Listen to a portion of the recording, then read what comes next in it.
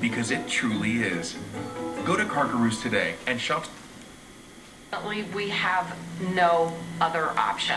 Several police agencies are pushing back as Thanksgiving approaches. If somebody calls in and says, my neighbor's got 10 people over at their house, we're not coming, said Pendleton Police Chief Stuart Roberts.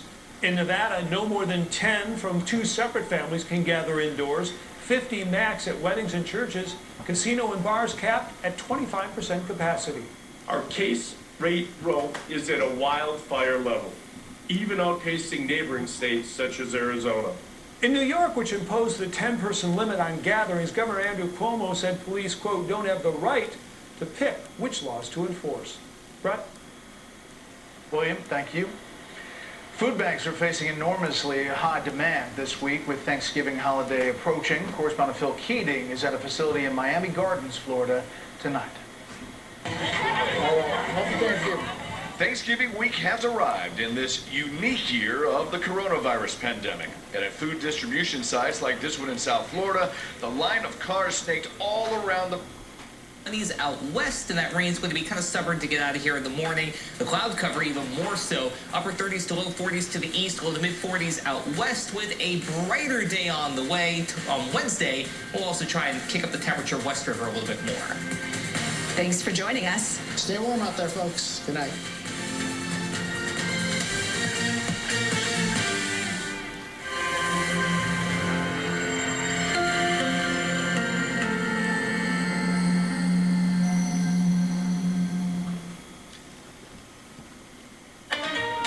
Tonight, with just days to go before the holiday, America is on the move, despite pleas from health officials to stay at home. Airports packed with Thanksgiving travelers, plus nearly 84,000 Americans in the hospital tonight sick with COVID. The entire state of Pennsylvania may run out of ICU beds within the week. And look at these lines at food banks as America faces its worst food insecurity crisis since the Great Depression. COVID crowds from this jam-packed bar in Florida to a crowded church service in Oklahoma. Health officials worried about COVID fatigue. Racing to a cure. Breaking news as a third COVID vaccine reports strong results. Could the Oxford AstraZeneca vaccine help stop transmission? Plus tonight, we take you to the front lines, inside a hospital that will be one of the first to have a vaccine. Reversing course. Breaking news tonight, the Trump administration official in charge of the presidential transition says she's giving President-elect Biden access to government resources and funding after Michigan officially certifies he won. Will President Trump now concede? Plus, Mr. Biden makes historic cabinet picks. The first Latino to head Homeland Security, the first woman to head U.S. intelligence. A major recall involving nearly 6 million SUVs and trucks. We'll have the latest details for you and your family. And a texting mix-up brought him into their family.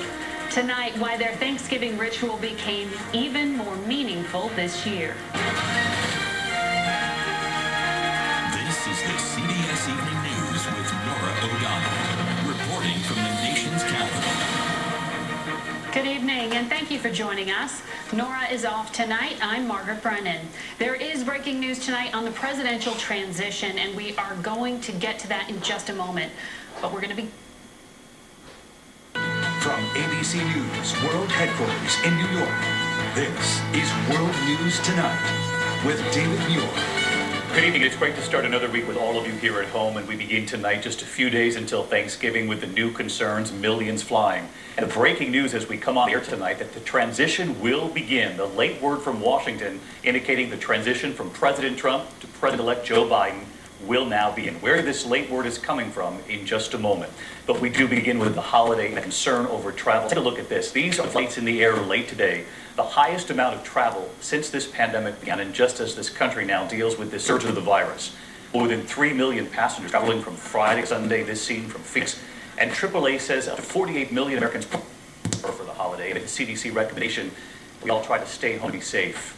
New cases averaging 167,000 a day for testing. Of course, Americans hoping to get a negative test before the holiday. The authorities warn against a false sense of security. There's also news coming into the third vaccine, what you need to know about this one. So we're going to begin here with ABC's Vic Rendo. Bye. Tonight, with millions of Americans flying home for Thanksgiving, officials across the country are sounding the alarm. North Carolina's governor. Our actions now will determine the fate of many. New York's governor. These are dangerous times that we're in. And the Surgeon General. So I'm asking Americans, I'm begging you, hold up a little bit longer. Keep Thanksgiving and the celebration small and smart this year. Despite those urgent pleas, Sundays on the passed through TSA checkpoints since the pandemic began. More than 3 million this weekend. With the increased demand for testing here at this site on Miami Beach, one of the largest labs in the country is now warning people to expect longer turnaround times, asking only those who have been exposed or showing symptoms to get tested. The nation facing 167,000 new cases on average every day. The outbreak from Arlington, Texas, knows how quickly the virus can spread, begging Americans to keep their holiday gatherings small in this PSA. I had a meal over at my house for some cake for my wife's birthday. I didn't think anything bad would happen. But it did. Now I'm fighting coronavirus. We have COVID-19. In love with my family, but I'm fighting against COVID-19. 12 members of their family that tended to be down with the virus and may have spread to 3 others who weren't even there. You are not immune. Your family's not immune. But stay at home, you can prevent the spread of COVID-19. New York City now preparing for the worst. Plans to reopen a hospital in Staten Island, getting back to the darkest pandemic. As hospitals and healthcare workers are pushed to the brink, Sunday marking a straight day. The U.S. has broken a record for coronavirus-related hospitalizations. A lot of us healthcare workers, that's the things that we've had to see and do. And it's not just the hospitals feeling the brunt. It's American families in need this holiday season. Today, the Miami Marlins and Feeding South Florida teaming up to distribute Thanksgiving meals to 1,000 grateful. We lost family, friends. In North Carolina, over here, we lost our jobs. You know, it's really tough. I'm so sorry. And now that you have everything you need for Thanksgiving, what does that do for you and your family? It's just a People are hoping for that clean look ahead of the holiday, but officials warn that a negative test could create a false sense of security and that a negative test is not a green light to travel. David? All right, Victor Akendo at a very busy Miami International Airport. Thank you. And now the news on that third vaccine I mentioned right at the top tonight. This vaccine nearing the finish line too. The vaccine is highly effective. And tonight, Bob Woodruff is right there with General Operation Warp Speed, asking how soon after the FDA's emergency use authorization will the first vaccine go out. Here's Tom Yamas. Tonight, what could be widespread progress in the fight against the AstraZeneca and Oxford say early results show its vaccine could be up to 90% effective without serious safety issues. That's good news. What that tells us now, this is the third vaccine that we have that have given a very high degree of efficacy. Scientists testing different dosing found the vaccine was 90% effective when volunteers got half a dose followed by a full dose a month later. A conclusion researchers discovered after they gave some volunteers only half a dose, later learning the vaccine was more effective that way. If you can start with half dose, we will have more vaccine available and we can start vaccinating a larger group of people around the world. AstraZeneca's vaccine is more affordable to produce and doesn't need to be stored cold like Pfizer's. You can store it in the fridge, just like you store the rest of your groceries. This all comes after Pfizer and Moderna reported their vaccines were found to be up to 95% effective. Pfizer could get emergency use authorization from the FDA immediately following a public hearing on December 10th. Our Bob Wood today with the general in charge of distribution for Operation Warp Speed, asking him how long before the first Americans get the vaccine after the green light from the FDA. 24 hours later, vaccines are on. 24 is all it's going to take. Yep. In the beginning, there will be a choice of whichever first goes out first. If Pfizer first, I'll call Pfizer, and they'll begin distributing vaccines. It will go to 64 jurisdictions simultaneously, 50 states, 8 territories, and 6 metropolitan cities. That was really encouraging to hear today, and I'm getting new information tonight about the timeline of these first vaccines. That's right. We have some new reporting tonight. The Secretary of Health and Human Services tells our Bob Woodward that both Moderna and Pfizer, 40 million doses from those companies, and that the AstraZeneca news is obviously very promising. He also points out it's being made right here in the U.S. Prove, David, it will be ready. All right, Tom Johnson, our thanks to you and Bob Woodruff tonight. And now that developing headline out of Washington at this hour, nearly 3 weeks after the election. Now, The transition officially begins from President Trump to President-elect Joe Biden. The new message tonight from the GSA, the agency that typically first signals the official transition. And here's our White House correspondent, Jonathan Carlton. Today, Michigan made it official, certifying Joe Biden as the state's winner, slamming the door shut on President Trump's efforts, summoning Republican state legislatures to the White House on Friday to reverse an election in a state that Biden won by over 150,000 votes. Georgia had already certified Biden as the winner, and Pennsylvania today moved closer to doing the same, as Pennsylvania's Republican senator accused the president of undermining American values. The idea that the sitting president would try to, pressure, cajole, persuade state legislators to dismiss their voters and select their own group, and them to the Electoral College. It's completely consistent with any kind of democratic society. The president is still begging his supporters for money. More than 350 emails sent since the election saying, quote, "I can see nothing. Pathway to victory is clear. We're making huge progress." But read the fine. Money isn't going to his legal fund. It's going to his political organization. In the courts, everything's going bust. Trump team and its allies have suffered some 30 losses. The president's lawyers are also under press conference last week, where attorney Sidney Powell put a bizarre conspiracy theory she said was hatched by Venezuelan dictator Hugo Chavez, who has been dead for 7 years. What we are really dealing with here, and more by the day, is the massive influence of communist money through Venezuela. It was all too much even for Rudy Giuliani, who put out a statement saying not a member of the legal team. But that's her, right next to him at the press conference. I'm in charge of this investigation with Sidney and the people that you see. Chris Christie said it, and for the president. And the conduct of the president's legal team has been a national embarrassment. A growing chorus of Republican senators is now urging the president to start the transition to a Biden administration.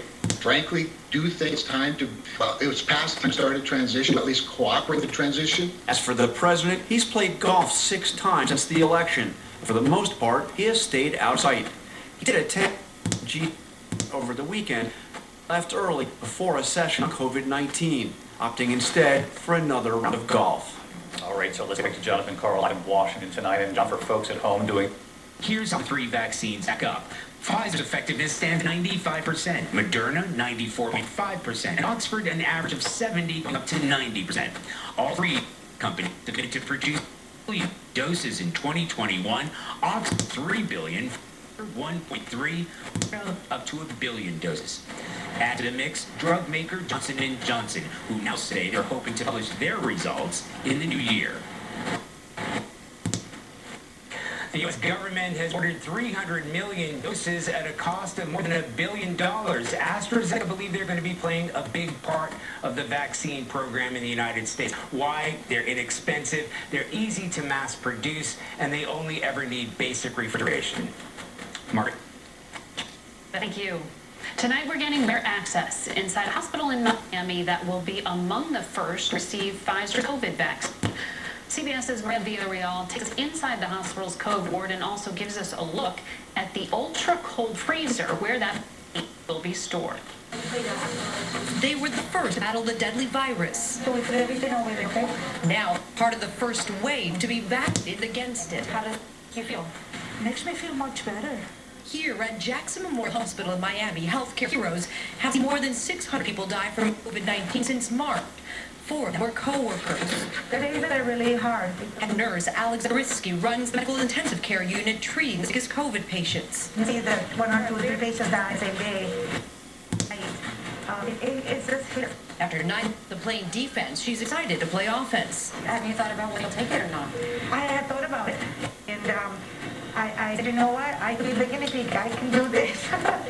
The Jackson Hospital system is preparing for the Pfizer vaccine, with Florida reported getting 1 million doses. Pfizer's vaccine has to be stored in ultra-cold freezers that stay at least minus 94 degrees Fahrenheit and must be used within 6 hours of being removed from cold. I haven't seen my wife in 2 weeks. 5-year-old Manuel Guetta spent nearly 2 weeks fighting for his life in the ICU. It's rough. A police officer asked his brother to watch over his wife of 30 years when he was at his worst. If that vaccine helps everybody, get a shot. You don't end up like me. Jackson Memorial is one of 5 hospitals here in Florida that will be administering the vaccine. And while they've been told not to expect it until mid-December, the chief pharmacy officer here tells me they can be ready by tomorrow if they need to be. Margaret? Some good news on the horizon. Thank you, Maria. We take you now to South Dakota, a state that reported more COVID hospitalizations over the last week per capita. CBS's David Begno is there.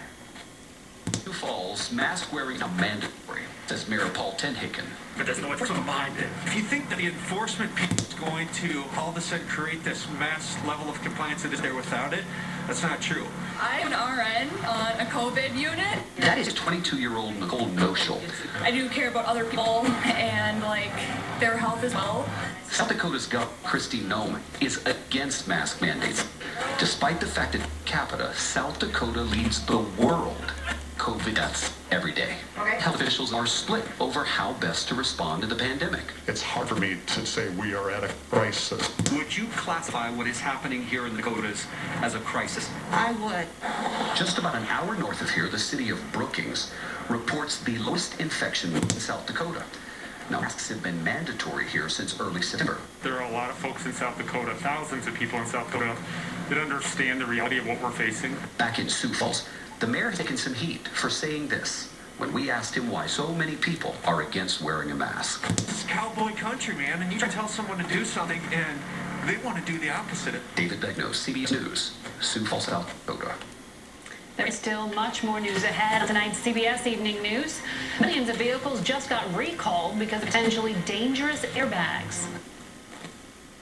They're not put on the ballot can exert that kind of pressure on the State Board of Canvassers and the legislature to undermine the will of the people. At the end of the day, the right thing happened, and we in Michigan are proud of that, and the result reflects the will of the people of this state, but it was very concerning.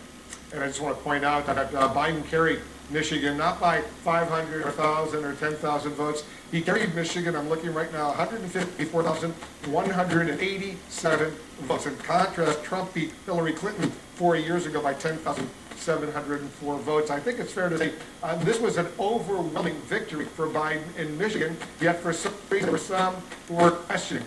Was you optimistic right now, Governor, that certification by Michigan, the start of the formal transition process, will make it possible for Michigan to begin to recover from this incredibly divisive period?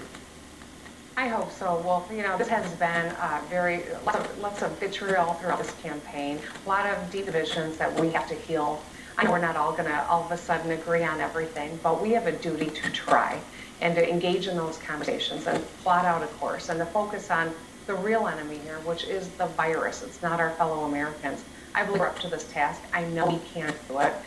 With Joe Biden in the White House, I think it'll take us a big step toward that. I know you and your family have been going through some awful times. We wish you only the best. And Governor, we hope you have a very happy and safe Thanksgiving. Thanks for everything you're doing. Thanks so much for joining us.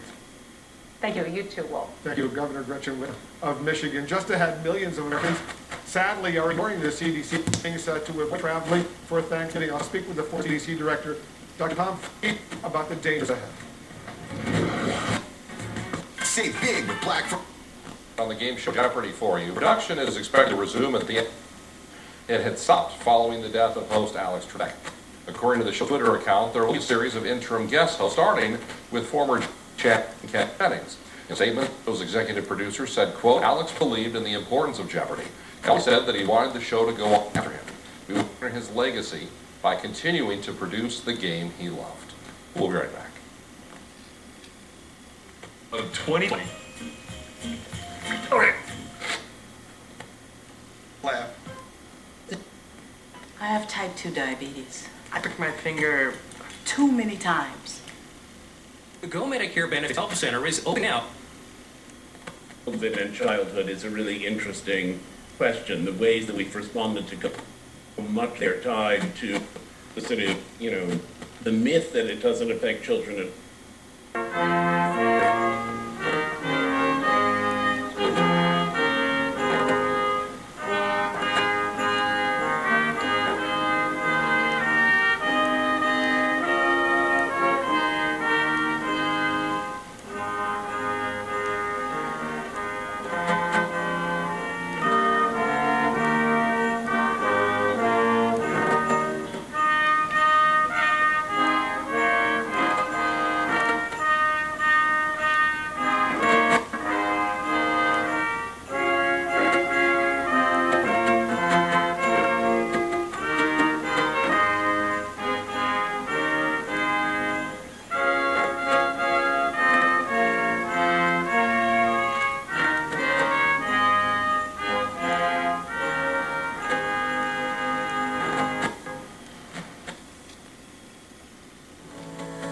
TV on C-SPAN.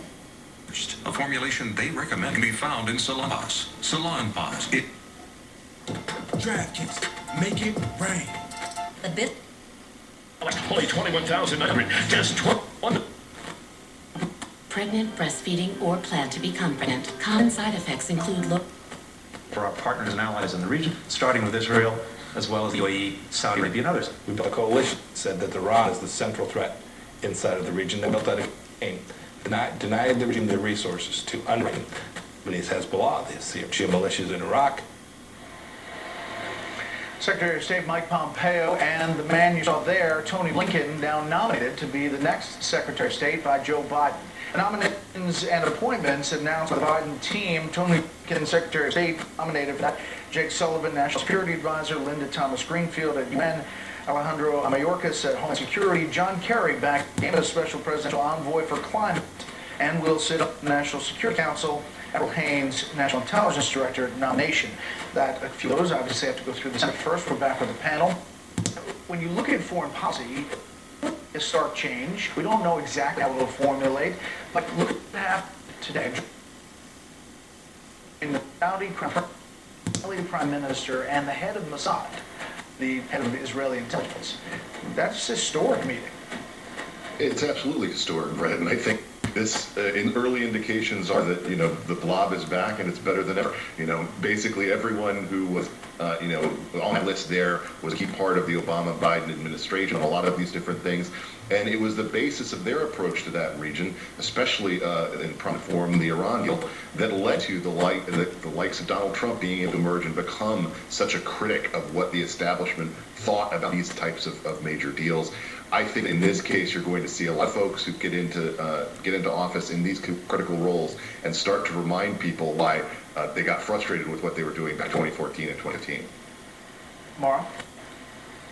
Yeah, look, there are a lot of areas where Joe Biden and Donald Trump do not see eye to eye on policy. However, the world has changed, and you can't just go back to the status quo ante. I mean, Iran nuclear deal is a classic example.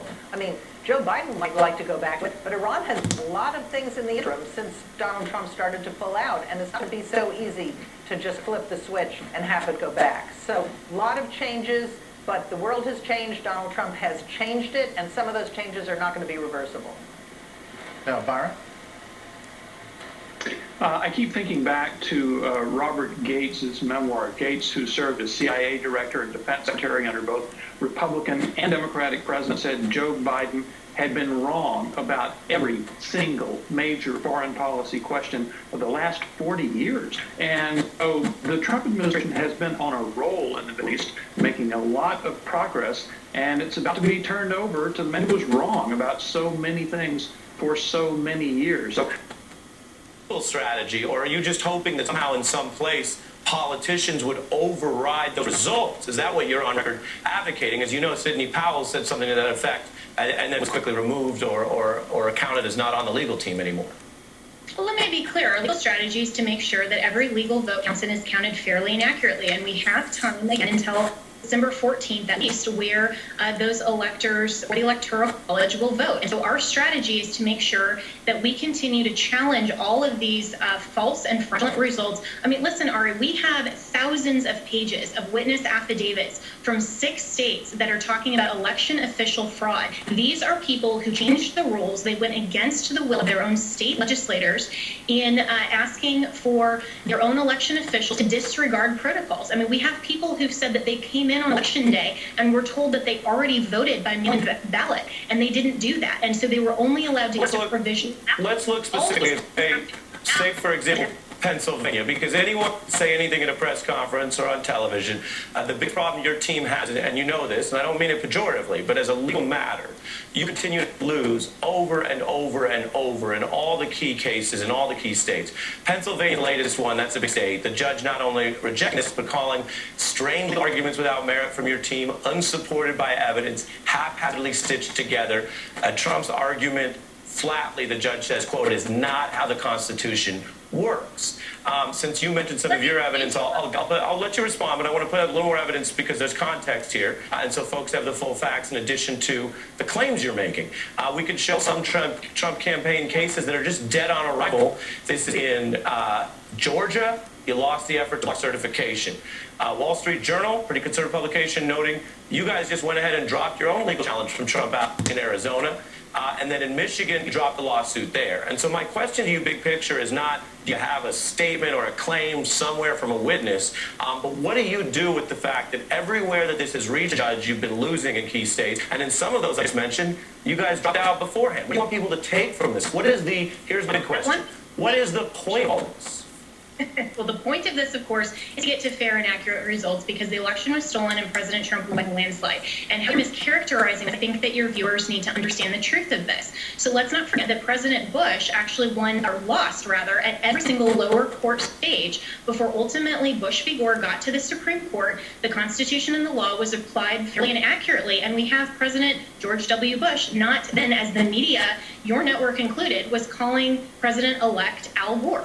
That's simply not true. So even though we did withdraw you're using the second person and saying you, but I just quoted you a whole range of sources, including the Wall Street Journal. So let me finish. Look, I'm trying to answer. I think we have to take. I understand, but you made a mistake. Hold on. Take a pause, and I will let you. Election integrity issues. I'll let you go again, but we have to take a pause. If you make false statements, you don't just run roughshod, okay? So you made a false accusation I had to deal with. Hold on, and then I'll let you go again. If you've seen this, people get their turn. I had Rick Gates on here recently. He got time. I can answer your false statement because you're accusing us of something that's simply not true. You're attributing lawsuit losses to us that were not on behalf of the Trump campaiign. And you're I said also Trump saying campaign and Trump allies. I provided several sources. I'm going to keep moving forward and ask you about another item, and you can answer it or we'll move on. But here's a question for you. You can answer factual. What is the largest recount has ever changed a result? What's the largest number of votes that have changed in a recount? So and not in a recount, but in Bush v. Gore, for example, in Florida, that was over 61,000 votes. The margin in Arizona, for example, is only around, or in Georgia, is only around 14,000. That's very significant. What you're trying to do is piecemeal and break apart each of these different things to say, oh, that's not different. I'm trying to figure out the numbers. I said recount, and as a good lawyer, I understand you're changing the topic. We'll put up on the screen here so people can get something out of this. I want to have it on so we can have the back and forth. But these are the margins you see. If you look, for example, Michigan, Pennsylvania, or Georgia, where you're seeking this extra recount, it's 12,000, and the largest change in ballots ever was 355. And so we have about 30 seconds left. I'll give you the final word. When people look at this and say, well, if you're not going to change the vote, what is the point? That's the real question I don't think has been answered.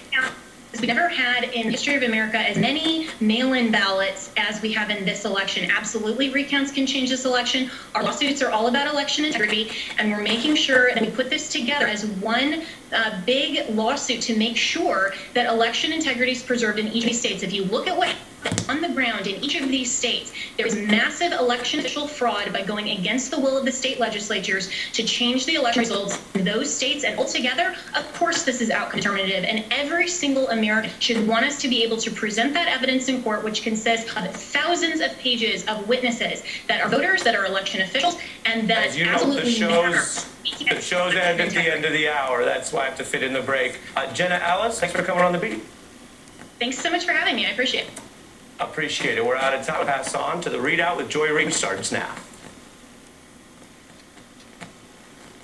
Tonight, the formal position of power. The Trump administration finally lets the process begin. The GSA informed President-elect Biden they can begin the process. We have details coming in. The president-elect names key and diverse members of his cabinet, some of them making history. He plans to nominate Janet Yellen as Treasury Secretary and appoints a familiar figure as his cabinet-level climate czar. The newest vaccine breakthroughs as the virus soars. Its maker says it's been 90% effective and is cheaper and easier to ship and store. With at least 3 vaccines now showing promising results, when will the first dose be available, and will Americans trust the vaccines? Despite urgent warnings, people are traveling this holiday week at the highest level since March. More than 1 million flying in just a day. The parts of the country most at risk as hospitals see more record numbers. The search for solutions, how to keep schools open safely, why some are succeeding even as the pandemic grows. The big recall by GM, almost 6 million vehicles could be on the road with dangerous airbags. Which models are effective? and holiday displays for our times. My report honoring the heroes on the front lines. This is NBC Nightly News with Lester Holt. Good evening, everyone. There is breaking news as we come on the air tonight. The government's General Services Administration is for the first time acknowledging Joe Biden's win for president, notifying the president-elect that the formal and official transfer of power can begin.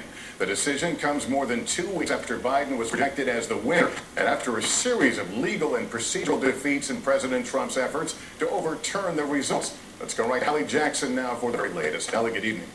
Good evening, Lester, and this is breaking late tonight. The agency in charge starting that transition process, now doing just that. It's a move the incoming Biden administration has been waiting for weeks, and that President Trump has sought to delay. In a letter obtained by NBC News, the administrator of the General Services Administration says she is now making available access to the services and resources, millions of dollars the incoming administration will need.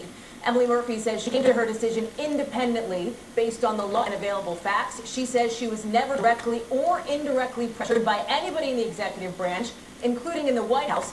In a tweet just moments ago, though, the president says he's the one recommending the GSA move forward and, in his words, do what needs to be done. But at the same time, he says he's keeping up the fight against the election result and thinks he will prevail. More mixed messaging from him. Over the last 2 hours, more and more Republicans have put pressure on President Trump to concede and allow this transition to move forward. And just moments ago, the Biden transition is responding, calling this move a new step. Lester. Very important. All right, Hallie, thank you. Today, President-elect Joe Biden will get some of his top cabinet choices. It's a diverse group that could make history. Our Jeff Bennett with late details. After 4 years of President Trump often at odds with the foreign policy establishment, tonight, President-elect Joe Biden is pulling from that group for his first cabinet picks, naming his longtime foreign policy advisor, Tony Blinken, to serve as Secretary of State. Blinken has been at Biden's side for nearly 20 years, in the Senate and in the Vice President's office. My member, my partner, my friend, and the great public servant I know, the Vice President of the United States, Joe Biden. Biden turning to another familiar face, former Secretary of State John Kerry, to serve as his climate czar, a key focus of Biden's campaign. Combating climate change means jobs. Biden also naming veteran State Department official Jake Sullivan, formerly one of Hillary Clinton's closest aides, to be National Security Advisor. And NBC News learning tonight from 2 sources that another Washington veteran, former Fed Chair Janet Yellen, is the choice for Treasury Secretary, to be announced soon. She'd be the first woman in that post. And 2 more firsts on Biden's national security team announced today. Avril Haines tapped to be the next Director of National Intelligence. It confirmed she'll be the first woman to lead the intel community. And Alejandro Mayorkas, a Cuban American who would be the first immigrant and Latino to serve as Homeland Security Secretary. Biden also naming Linda Thomas to the United Nations, restoring a professional diplomat to that position. Biden set to appear in person with his first cabinet picks tomorrow. Lester. All right, Jeff, thank you. And I'll be Vaccines are making good progress, and they hope it's a matter of months before it's available. Sioux Falls, Jacob Sersosimo, Dakota News Now. After 76 COVID-19 related deaths were announced over the weekend, officials reported no new deaths earlier today. Officials say 783 additional cases were discovered over the last 24 hours, along with 330 new recoveries. Active cases increasing to 17,350. The state says nearly 2,100 people were tested, with just under 38% of those individuals coming back positive. An upcoming basketball tournament taking place in Sioux Falls will be held without fans. Sanford held officials with the Bad Boy Mower Crossover Classic making that decision today. Safety measures for players will still be in place, such as having a negative COVID-19 test 2 days before traveling to Sioux Falls and being tested immediately upon arrival. That tournament is set for November 25th through the 3rd. Over 6,350 new COVID-19 cases have been discovered over the past day. Officials reported 24 new virus-related deaths. The state says they processed over 57,000 tests. Minnesota's positivity rate has risen to 7.2%. Meanwhile, hospitalizations continue a downward trend in Iowa. State they're announcing 1,333 people currently receiving treatment for the virus. Officials announced 1,661 new cases and over 500 additional recoveries. However, Iowa's active case count now sits at just over 92,700. A new piece of technology to help slow the spread of COVID-19 in Minnesota has been released. Officials announced the Exposure Notification app is available for download. This app generates an anonymous key, which is changed every 10 minutes. Each day, the app then downloads a list of keys associated with COVID-19 cases and checks them with other keys the phone has encountered in the last 4 days. If there's a match, the app will notify users on what to do next. According to the state, the app is voluntary and also anonymous. Dakota News Now Health Alert, another coronavirus vaccine showing promising results. AstraZeneca said Monday's experimental vaccine is 70% effective on average. That's showing 90% a efficacy. COVID-19 vaccine on the horizon. That President-elect Joe Biden and both his supporters and many Republicans and Democrats in Washington and all over the country were waiting for has finally arrived. Emily Murphy, the head of the General Services Administration, has finally said this transition can officially begin. This means that Joe Biden will be getting some $6.3 million to start the process, resources that he will be able to use to staff up, to use office space, to really get the transition underway. We should also note that this means there will be a clearing, possibly, a clearing shortly of cabinet officials. We saw Joe Biden announce a number of cabinet officials, but now they can actually get the background checks and those conversations about him possibly getting Senate can really officially begin, as now the GOP senators have that. Now, I should say that the president surprisingly is saying that he's endorsing this move by the GSA, even though he's keeping up his little challenges. I want to read to you what the president wrote on Twitter just a few moments ago. I want to thank Emily Murphy at GSA for her steadfast dedication and loyalty to our country. She has been harassed, threatened, and abused, and I do not want to see this happen to her family, or employees at GSA. Our case strongly continues. We will keep up the good fight, and I believe we will prevail. Nevertheless, in the best interests of our country, I am recommending that Emily and her team do what needs to be done with regard to initial protocol, and have told my team to do the same. Now, Emily Murphy to GSA, she refused to do that. She says that she came to the decision independently. She also said that she was pressured to try to delay this either by the White House or any other officials in government. Another thing is she says that she is defending her delaying this process, and she didn't want to get ahead of the constitutional process. The bottom line here is that Joe Biden, who had already started moving forward with his transition, he can officially start that now. And that's right. Yamiche, and there'll be more reporting about exactly what went on behind the scenes with regard to Emily Murphy delaying this decision. But Yamiche, as you were reporting, a number of significant announcements today by President-elect Biden of the people he wants in some of the top jobs in his administration. Tell us a little bit about what we learned from that. That's right, and just a point on your comments at the top of this. Emily Murphy, she said that she was not pressured. We are already looking more into that because this was completely unprecedented, completely not the way that things should work, having now been more than 2 weeks after Joe Biden was the projected winner here. But Joe Biden has said he was going to go full speed ahead. We saw him announce big names, including the Secretary of State, his nominee, as well as the Treasury Secretary, the Director of National Intelligence. We also saw him talk about the head of the Department of Homeland Security, and there was Alejandro Mayorkas. What we have there is him, I should say, I might have said his name, is Alejandro Mayorkas. He is someone who is a Cuban American. He's the first Latino to head that agency. It's a big deal because he was in charge of implementing DAKA. That is a program that was started by the Obama administration for immigrants who were brought to this country as minors. It's seen as a really big shift. Something to note is that he talked about John Kerry being the presidential envoy for climate change. That also is a big deal because he is elevating the former Secretary of State to that position. It also elevates the idea of climate change, national security issue. And Joe Biden says these cabinet officials, they reflect the diversity that he is committed to having in his White House. So we're seeing a number of women being announced, a number of people of color. We'll have to watch this space, but supporters of Joe Biden, this is part of why they backed him, because they wanted to see an administration that reflected America. All right, Michelle Sender reporting on both sides, both ends of this transition right now, both the president-elect and Few things are more satisfying than watching an epic Arby's French dip soak up a cup of warm, flavorful au jus. The perfect ratio of sauce and sandwich. And what's that? You ran out of sandwich? Attorney General Shapiro fighting Giuliani and this legal team. Well, I mean, he has really just been a sad figure to watch. He shows up with absolutely no evidence to back up the ridiculous claims that his client, the President of the United States, makes on Twitter or wherever he says them. He goes on and on and on. He rambles. It's a sad and steep decline for someone who was at one point, referred to as America's mayor. He's doing a real disservice, I think, to his client. and a tremendous disservice to the country by continuing on. Certainly, if he wants to file more lawsuits, we'll be here and we'll beat him every step of the way as we have to protect the people of Pennsylvania and to ensure that their voices at the end of the day are the ones that are heard. And Aaron, really, we've reached the end of the day now in this process.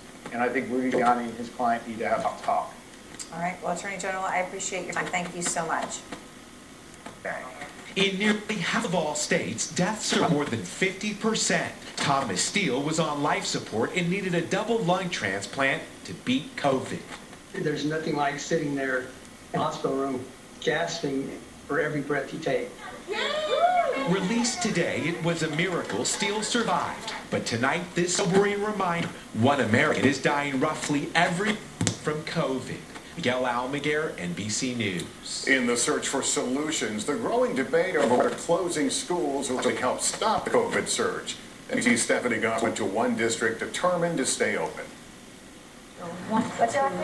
At this middle school outside Boston, Superintendent Dee Dee Boston hopes weekly testing will help keep the kids in class. School is open today. Yes. How exciting is that for you? It is a great feeling to have our students back in school. There are also air purifiers, a hybrid schedule, and mask. People haven't said we can't do this. They said, this is hard, but how are we going to do it? Back in March, schools closed across the country in fear that class would spread COVID, but now the research tells a different story. Transmission can occur in schools, especially in the older age groups, but what we haven't seen are large outbreaks with younger children. Causing some epidemiologists to rethink how to balance children's needs with community safety. Instead of closing schools first and then closing other things down, we should instead keep schools open and then closing other things down. But with no clear guidance, it has been a patchwork of approaches. Almost all urban school districts are now remote, including New York City, with a positivity rate below 4%.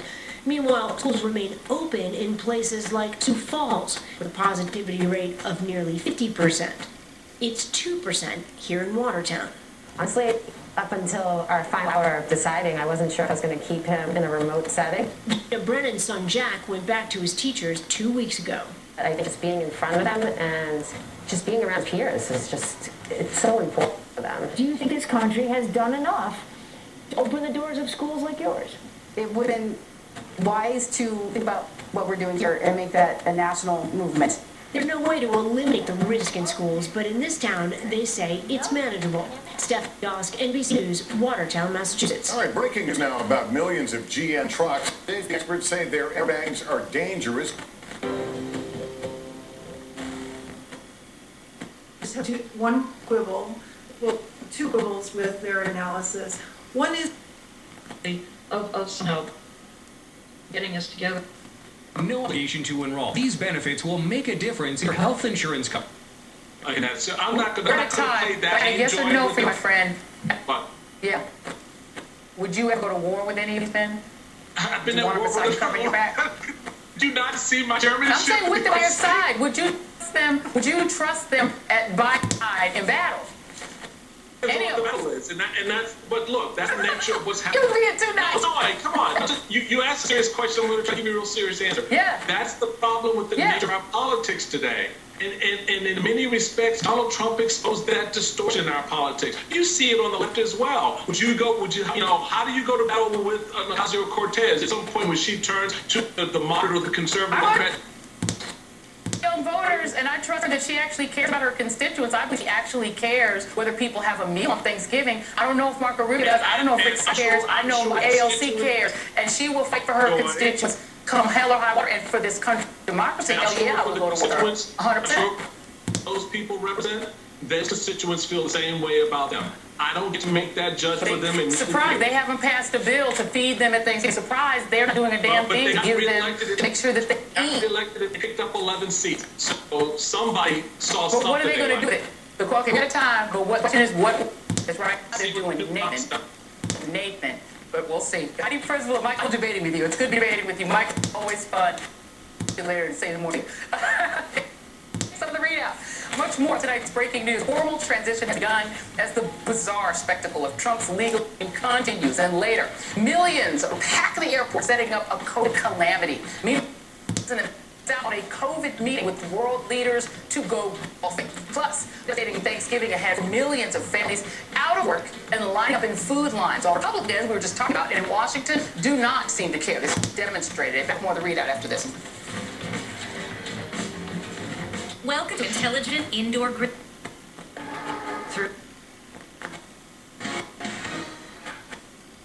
So the other big news tonight on the vaccine front, as cases spike and hospitalizations rise in nearly every state in the nation. Operation Warp Speed Chief is now saying that we are just weeks away from the first immunizations, which could speed up the herd immunity process, he says, in the coming months. Listen to Dr. Slaoui. So I would expect maybe on day 2 after approval, on the 11th or on the 12th of December, hopefully the first people will be immunized across the United States, across all states. With the level of efficacy we have, 95%, 70% or so of the population immunized will allow for true herd immunity to take place. That is likely to happen somewhere in the month of May or something like that based on our plans. So joining now Dr. Tom Inglesby, Director of the Johns Hopkins Center for Health Security. Doctor, great to have you on the show. Thank you for being here tonight. What do you think about what you just heard from Dr. Well, I certainly, Dr. Slaoui, I think he's been very effective at this program. I don't know enough details to really understand the timeline, but it seems possible given the information that we've been hearing, and it's very exciting news. I think we need to see the actual results of the FDA review process and the external committee that reviews the information, but we'll know that in a few weeks. And if it's all as we've heard so far, and that really is the best news we've had since this pandemic started. One vaccine, possibly 2 or 3 vaccines close to follow that have very high effectiveness and so far good safety profiles. Yeah, and what about the idea that if they do get out into the country and people start the immunization process as early as mid-December, that you could see some kind of immunity built up in the country to even 70%, he said, potentially by May. Does that add up for you? It does if we can vaccinate that quickly. I mean, 70% of the is, something like 30 million people, which is huge for people. We've never done anything like that in the United States at that scale, at this speed. In a normal flu season, we don't vaccinate even really 50% of the country, and we only have 1 shot, and it's very familiar. This would be 2 shots and faster and many more people, and it's unfamiliar to people, and they have to really understand it and trust it. So it's a huge effort that would need to take place between now and then, but I know there are literally tens of thousands of people working to try and get these plans into place around the country. And so I think it's possible, but it's going to require a lot of work. It's going to be complicated. And my understanding at this point is that the states haven't received funding for implementing the vaccine program, getting to people from Washington yet, so that's really important. This is without any contact. The staff will unload everything for you. It was media day for both South Dakota State basketball teams today. We'll hear from women's head coach Aaron Johnson up next in sports. Came out of years ago. Why bring this to? Because you may bruise more easily. 591. That rose 25 points, and the S&P 500 added 20.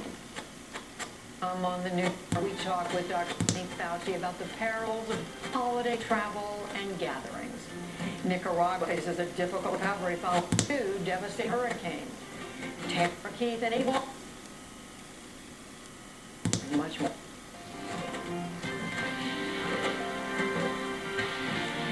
This is the PBS News Hour from WTA Studios in Washington and in the West from the Walter Cronkite School of Journalism at Arizona State University. Coronavirus cases in the U.S. are reaching record-breaking numbers at a staggering rate. For the 20th straight day, more than 100,000 new cases of COVID have been diagnosed daily, while hospitalization records have been broken for 13 consecutive days. This as officials warn Americans to stay home during what is usually the busiest travel week of the year.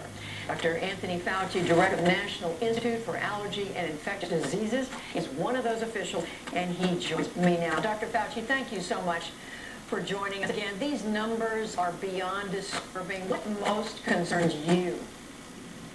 Well, what most concerns me now is, the immediate situation with people traveling from different places, coming home for Thanksgiving.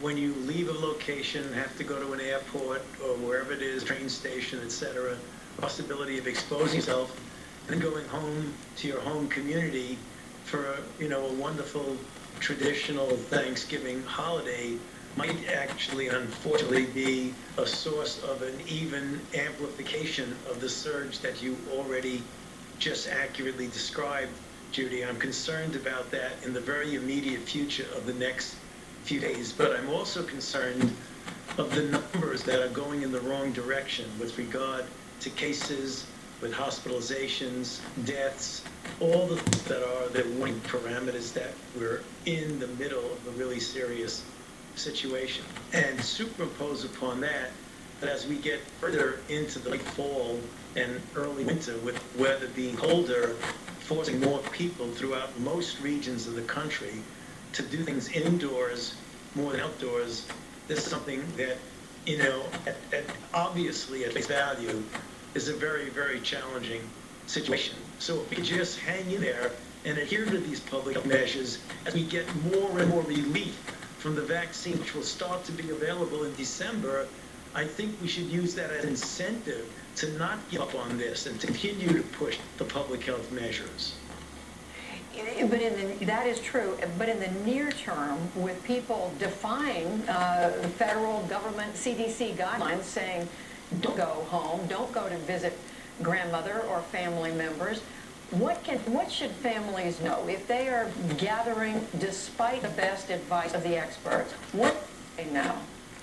Well, they should know that they're putting themselves and their family members at risk, because the critical issue, and it's a different message that I agree, and that's the reason why we not be critical of people, but to try and explain that community spread, there's a considerable amount of that people who have no symptoms. So what we ask people to do is to at least stop for a moment and do what I call a risk-benefit assessment of what you want to do in the holiday, what you want to do for the seasons where you bring people in your home. If you have a person who's elderly, who has an underlying condition that makes them more susceptible to the serious consequences of infection, do you really want to have that gathering? Or should you say, I know it hurts not to do it because this is such a beautiful traditional season, but, hang in there with us because there will be future times when you could do it. So maybe the sacrifice now of something that really would pay off the protection of the health and safety of a loved one.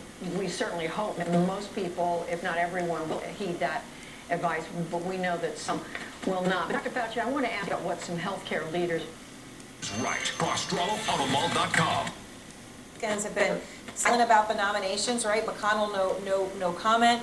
The Foreign Relations Chairman, Risch, no comment. Marco Rubio, acting chairman of the Senate Intel Committee, no comment. So why that silence? Is that somehow related to still wanting to play Trump? This is a party that has been utterly spineless during an attempt to overturn a democratic election.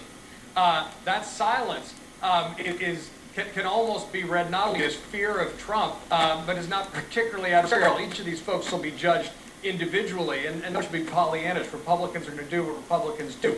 But I think that's the silence says more about what they've done until the GSA announcement, which is about damn time. Their complete fear of standing up to Donald Trump and standing up for principles, then blocking this transition, which now many are acknowledging as real. But remember, we still have more foreign leaders who congratulated President-elect Biden than Republican senators.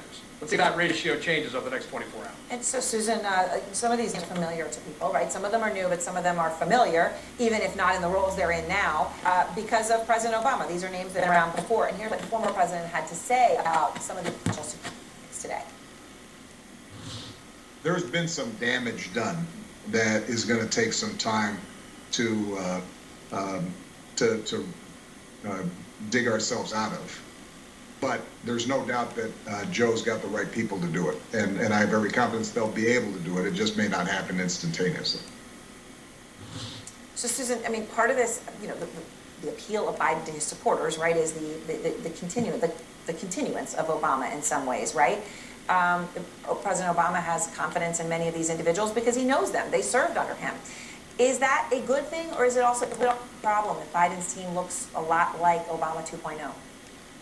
Well, look, the world moves on, and it wouldn't be possible to turn back the clock even if they wanted to. I think a key asset that this new national security team has is not only that they have experience working together under President Obama, but many of them are directly Biden loyalists. Tony Blinken has worked with former Vice President Joe Biden when he was on Capitol Hill, when he was the chairman of the Senate Foreign Relations Committee, and then when he was vice president. When he travels around the world, I think leaders will have strong confidence that Secretary Blinken speaks for the President of the United States, which was never true for Trump and his secretaries of state. For breaking news. Hey! Hi! It's time to crack an egg. Easy. And they'd be less able to get a free pass certainly from the White House. Because this virus clearly doesn't care what country it's in. Listen, get the latest news, business, and news headlines on SiriusXM. Anytime, anywhere. Fox News Audio on SiriusXM. America is listening. So who are the people who will have the daunting job of keeping us safe? The president-elect is building a cabinet to return to normalcy, as he often says. Most will be quite familiar with the White House and are poised to reverse much of President Trump's America First agenda. Biden's Secretary of State pick is longtime aide Tony Blinken, described by the UK's Independent as, quote, a veteran of Washington's old-school foreign policy elite. He's a far cry from Secretary of State Mike Pompeo, known for his bluntness and background in the military and the United States Senate. Joining me now to compare all of these folks is KT McFarland, former Deputy National Security Advisor for the Trump administration and author of Revolution, Trump, Washington, and We the People. KT, great to see you tonight. Thank you for being here. Tell me a little bit about Anthony Blinken and the choices and decisions that he made in the last administration that might help people understand where he comes from, what his frame of reference is. Well, Anthony Blinken, as well as all the other appointments that President-elect, if we call him that, Biden has talked about, are all people who had the same job, same offices in the Obama administration. They're all just stepping up one more notch on the run. The problem with all of them is that this is a group who, initially failed to understand the crisis in the Middle East. They failed to understand the threat posed by the Islamic State, by ISIS. But most importantly, as they were focused on the Middle East, they took their eye off the ball on China. Now, this is globalism writ large, and the first thing that's going to go out the window is, as you just pointed out, America first. These guys are going to get out the American checkbook. They're going to rejoin all the international organizations, which we underwrite and pay for.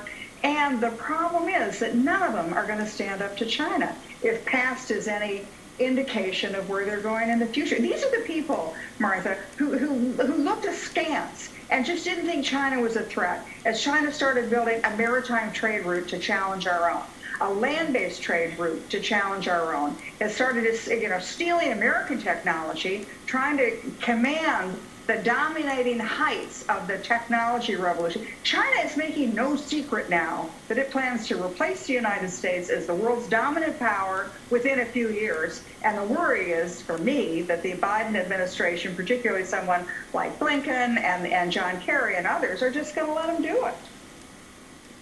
A recent indoor wedding at an Orthodox synagogue in Brooklyn. Video has emerged showing a huge crowd packed indoors in violation of restrictions banning such gatherings. And last week in Atlanta, an after-party for a virtual rap battle between rappers Gucci Mane and Young Jeezy. Video showed crowds of maskless people congregating inside the Compound nightclub. Joining me now is Congresswoman Maxine Waters of California and Dr. Kavita Patel, former Obama White House Policy Director. And Congresswoman Waters, I'm going to start with you on this because, the White House is going to go ahead and have their holiday parties. And that is not surprising to anyone. But can you just talk about within your constituents, people who really listen to you and you're very influential over, that party in Atlanta broke my heart, I have to be honest with you, when I saw it this weekend, because you know, we know that this is disproportionately killing black and brown people. And to see so many black folks packed in together, it was heartbreaking to me. How do we get across that as much as we are exhausted by the pandemic and tired of it all, we have to keep doing the masks and the distancing? Yes, we have to just keep pushing. We have to keep talking.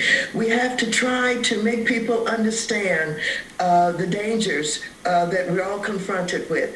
You know, Joy, I'm in Washington. I didn't go back to Los Angeles because I listened to the experts, and I was not going to go into the airport. And I did not want to do anything that would endanger me and cause me not to be able to be back here next Monday when we have to pass the HEROES Act, where we have to pass legislation that will help so many suffering people. So many people and families are hungry, and they're standing in food lines. And I'm so worried about possible evictions. And so I think that we have to keep crying out, we have to keep talking, we have to keep trying to convince and do everything that we can to get people to understand that they can take responsibility, that they cannot be a part of spreading this virus.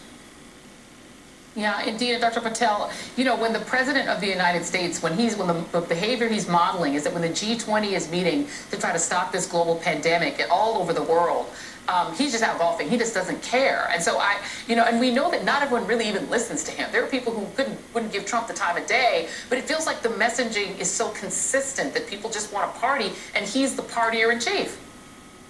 Yeah, absolutely, Joy. That's right. And not only that, I mean, candidly, you would think that he would even want to take some pride in these vaccines and some of the research and funding that helped lead us to a place where we actually have some potential vaccines for the G20 to celebrate.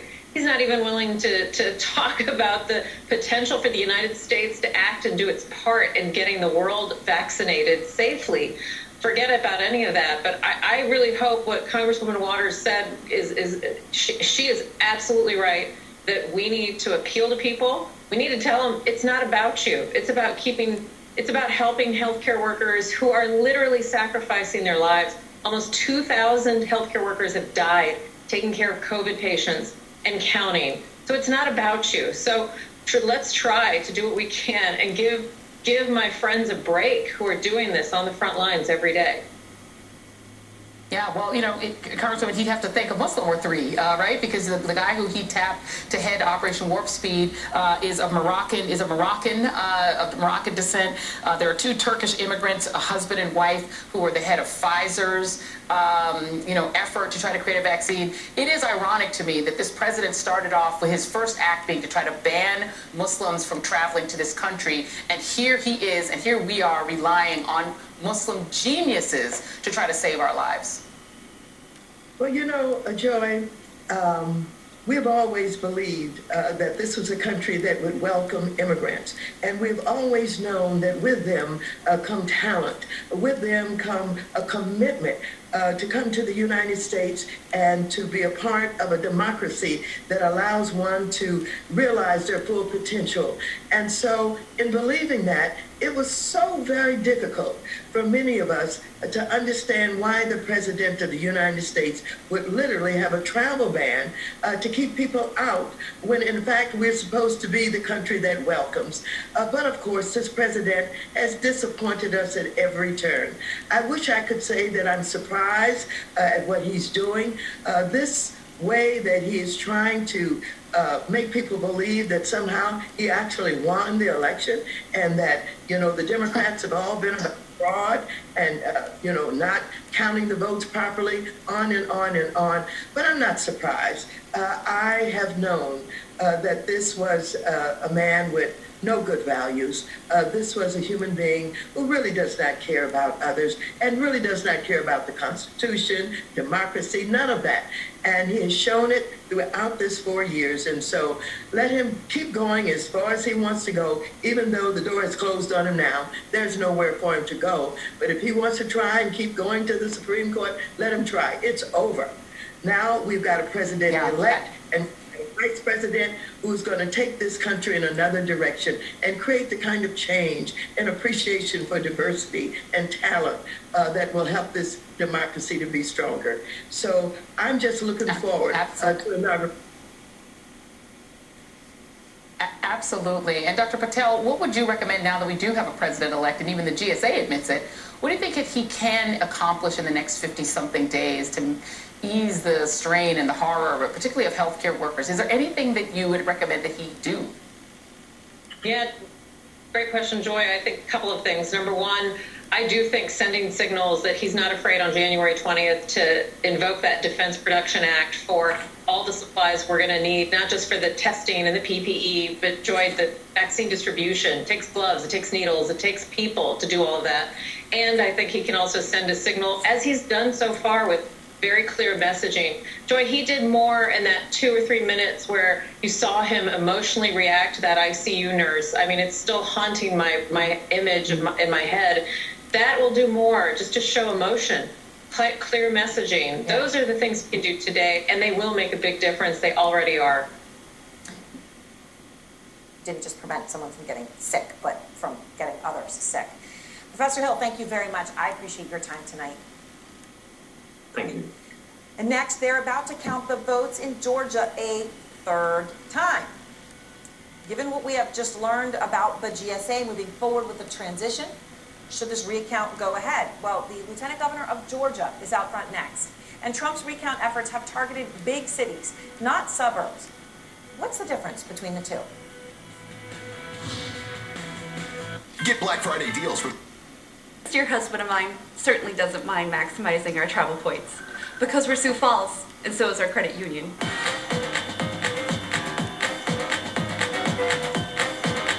Oh no! Oh, hey, sport. This just in, a new weather phenomenon is about to hit the Midwest. They call it an orcanado, wherein killer whales are falling from the sky without warning. You might be asking yourself, goodness here is Oh, hi there. Nope. Nope. 1,200 strings of lights. Quarter mile of tinsel. And real snow all the way from Switzerland. Gonna be tough to top.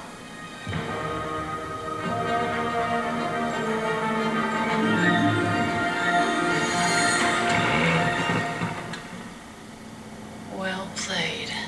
Add some thrill to your wish list at the Season of Audi sales event. Get exceptional offers now.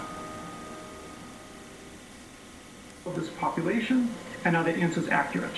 And so Matt is happy to talk about how this data was gathered and why he believes that the answers to this are yes. The second, which is what I did, is what are the consequences of this data? So I answered that question in isolation. I should have answered them together and included a discussion of the data collection methods. I did this because if true, the consequences are so troubling for our election integrity, but my report should have had more on the data, which again, Matt is happy to provide. So briefly, what I was able to do is... So you said that you estimated that the number of ballots requested by someone other than the registered Republican is between 37,001 and 58,914. And almost surely the number of ballots requested by registered Republicans and returned but not counted is in the range of 38,910 to 56,483. So combined, you're in an area that is somewhere around 100,000 ballots that appear to be difficult to pin down what happened to them. Is that true? Yes, but it's also important to remember that the other states that Matt Brainerd provided is just absentee ballot requests, and it's not split by party. So for Pennsylvania, you also have to look at the requests from Democrats. You have to look at requests from independents. This analysis is not saying fraud happened. This analysis is not saying that the electors should be given to a different person. This is looking at what is happening in a global pandemic when we are having a massive amount of, for the first time ever, mail-in voting. And so to me, I was interested in looking at this data to try to get a sense of how well is the system working, where is it doing well, where can it do better? Well, I think it's really important to do this kind of analysis because we just had a completely unprecedented election with an enormous amount of mail-in and lots of anecdotal evidence. I know, separate from your work, of people saying that they voted and then they couldn't find their vote recorded on the website when they looked for it, or in cases that I've heard of, separate from your work, people who went to vote and were told that they had already mailed in a ballot when they never requested a mail-in. So the work is important to go through these states and figure out what happened so that we can get this right, because there's really nothing more important than the sanctity of the vote in the United States. Thank you very much, Professor Miller. Good to have you with us tonight. Thank you so much. You bet. So joining me now is Kentucky Senator Rand Paul. He's spoken out about investigating potential voter fraud, and he joins me now. So, Senator Paul, good to have you here tonight. I'm sure you heard the news at the top of the hour tonight about the GSA beginning their process of the transition, and Michigan has certified their vote. Philadelphia County has now certified their vote. But the president said there are still outstanding cases that they want to continue to pursue. And you hear in this instance, this mathematician, just really looking at this mail-in process, which in some aspects is very perplexing. I think the first thing that we need to acknowledge is that this was an unprecedented election in the sense that normally 99% of people show up in person, and we can kind of police that the right people showed up because you don't have the same people showing up again and again. They sign in, they show an ID, and it's pretty easy to validate the vote. But now we have an election where maybe a third to a half mailed in their ballots. This has never, ever happened in our history, so we have to validate whether they're the right people. And the left keeps saying there's no evidence or there's insufficient evidence. But what Professor Williams has done here is he's taken a random sample of Republican voters and found out that there's an extraordinary number of Republican voters who said they voted that weren't counted. And then there's an extraordinary number of Republican voters who said, I didn't request a ballot, I didn't vote, and yet they're recorded as having voted. And when you take a random sample, when you do statistics and you apply it to the whole, now we have evidence of large-scale problems with the vote. I think they could take this to court and show that this is a random sample that represents of 1 million votes. Now we may be talking about 100,000 votes. That'd be enough to tip the difference. I would think that if we took this to a court, the court would then mandate that you have to look at all of the absentee votes one at a time, not count them, but verify whether or not the person who you say voted, you actually call them and ask them, did you vote, and who did you vote for, to verify the vote. Yeah. I mean, it's mind-boggling, actually, how much room there is for these kinds of mistakes. And you hear these things anecdotally, so it's very interesting to hear this sampling of these numbers and what it adds up to from this professor. The president indicated in this tweet tonight that they've started the GSA transition process. You're a senator. Obviously, you're concerned about the Georgia election. We know that Joe Biden's heading there to campaign. What would be your advice for President Trump tonight with regard to his own position and with regard to that Senate race? With regards to the Senate race, I think the president would be an asset to campaign for the candidates down there. There's not been a politician in my lifetime or even in the previous generation that's been able to draw crowds and enthusiasm like President Trump. He's very popular in Georgia. I think he would help quite a bit to go down there and campaign for him. And what about the presidency and continuing to pursue the legal avenues? I think that this is an unprecedented election. We've never had one like this. When a third of the people vote by mail, yes, we need to validate that those are the correct people and they actually did vote. If we're not willing to do that, it means we're really not willing to examine this election in its extraordinary fashion. But it also means all of those people socialists as well. These are just terms. I like what my friend Reverend Warnock said about Kelly Love. He said he was glad she was listening to his sermon.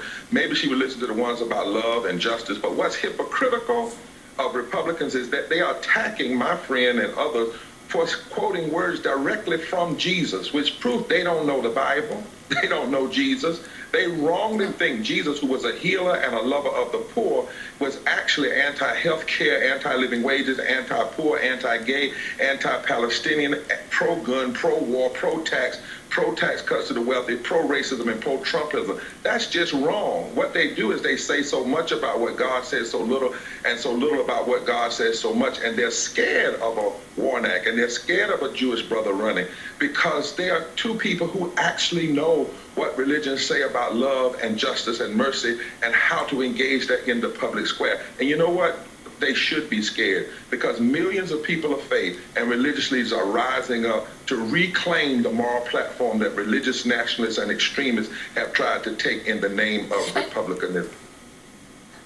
You know, and I think it's sort of poetic that you have a black and a Jewish man running. That was the coalition for the civil rights movement. So many Jewish brothers and sisters went down south to fight for the rights of black people. And so now you have that coalition running against two people who, if elected, would likely support what's going on now. We're going to put up on the screen what assistance two people will run out by the end of this year, because it was passed way back before through the CARES Act, but now it is expiring. And Mitch McConnell and Republicans are refusing to renew these desperately needed programs. What do you say to Republicans? And my good brother, our good brother Michael Steele, says he thinks that they do care about the people, but they're going to let this stuff expire, Bishop. They're going to let the people be hungry. Well, the Bible says a tree is known by the fruit they bear.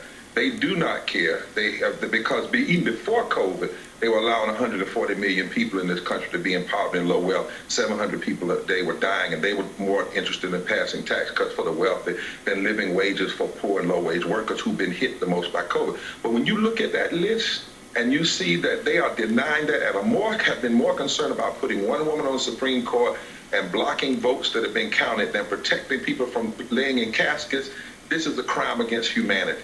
That's exactly what we say. It is not our Constitution about establishing justice. It's not about love. It's not about really caring about the people. And that's why people are rising up. They were afraid when Obama broke through in North Carolina and Florida and Virginia in 2008. They're surely afraid now that Georgia has opened up and these two senators are running. And we need to understand this is not just Trumpism. It's so much deeper, and we've got to stand against it.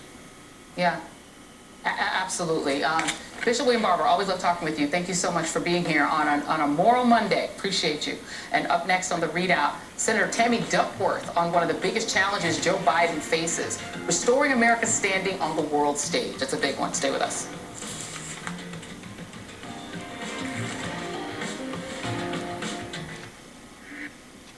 Start this next round. Thing is the category. There it is. Go ahead and spin. To the next. I love you and I love your mother. Of the county's population is now black and Hispanic and more liberal. Like many of Atlanta's suburbs, Henry County's population has boomed thanks to low cost of living and job growth in tech and transportation, and that's affected its politics. People want change, and so what they're doing is getting more involved, participating and being the change that they want to see. The numbers back her up. In 2016, Hillary Clinton edged out Donald Trump by just 3.5 points in Henry County. 4 years later, Joe Biden won by 20 points. They had Republicans for Biden here in Georgia. Harrell ran for office herself, losing the county commissioner's seat to a Republican in 2016. But this year, I ran again, and I won this election by almost 60% of the vote. Change has come to Georgia. Change is coming to America. The Democratic challengers for Georgia's Senate seats, John Ossoff and Reverend Raphael Warnock, say their campaigns signify a new South, focusing on the urban centers. In 2016, Cobb County, a former GOP stronghold, gave Hillary Clinton 48.9% of the vote, a 2-point victory over Donald Trump. In 2020, Joe Biden widened the gap by double digits, 14 points. College-educated, more liberal voters like Holly Adams tilted the county blue. You're getting a more diverse group that's moving here, not necessarily racially, but just ideologically diverse. And I think that's making a big difference. But the state's conservative roots run deep. We're not going to let them take Georgia. The grand old party still prevails everywhere except for Georgia's largest metro area. 56,000 more voters outside of the 9 counties in the Atlanta area cast their ballots for President Trump this year than in 2016. And historically, in runoffs, Republican voters show up, and they pledge that their incumbents, Senators Kelly Loeffler and David Perdue, will win with the funding and support of national Republicans on their side. A lot of people are exhausted after this election. We're not. Us Republicans, we are ready to go. We're ready to fight with our president, and we'll win. In 2008, in the last Senate runoffs, the Democrat lost to the Republican by double digits, in large part because Democrats did not show up. Erin? All right, Kyung, thank you very much. And next, as the transition now officially going forward, President Trump appears to be souring on his attorney, Rudy Giuliani, who literally, hold on for this one, after leading the whole legal strategy, right, just admitted that he's exaggerating some of his claims of voter fraud. Two worlds, one of promise and one of punishment, come together for an unlikely experiment. They've been through so much. The average person hasn't been through. Every word they say, I really take it to heart. This is Life with Lisa Lang, Sunday on CNN. He said the event is more than just about capturing the Christmas spirit. It's about promoting real Christmas trees and supporting local farmers, like the Taylors. For people to see a real tree and its beauty, understand the story behind the tree is one of nature. It's one of environmental friendliness. The tree will be on display in the White House Blue Room through the holiday season. In keeping with tradition, the First Lady designs a theme for the White House Christmas decorations. The plan will be unveiled later this month. In Washington, I'm Jillian Angeline. The Taylors say they are hoping their now famous Fraser fir will bring them more business. They said they're already getting more recognition on social media. Dan and Brian trees opened the day after Thanksgiving. An annual Thanksgiving tradition is taking place in the nation's capital this week as well. This is corn and cob making their national debut this morning. The two turkeys, who hail from Iowa, set to receive a pardon by President Trump on Tuesday. They are living up at the Willard Hotel, posing for the cameras in all their feathery glory ahead of their big day. The turkeys were raised by a sixth-generation Iowa farmer, once pardoned. The turkeys will reside at Iowa State University in Ames to proudly represent the Iowa turkey industry and to interact with students. The weather continues to be a little dreary today, but Thanksgiving holiday looks to be very beautiful. Phil's first alert forecast when we come back. Dakota News Now, sponsored by Ford. We've been helping families make joy for over 100 years, and we're not taking this year off. So the Ford Built for the Holiday sales event begins now. We're giving you the best deals of the season on select Ford SUVs and Ford Fusion. So get the family together and make some joy this season. Ford, built for the holidays. Now get over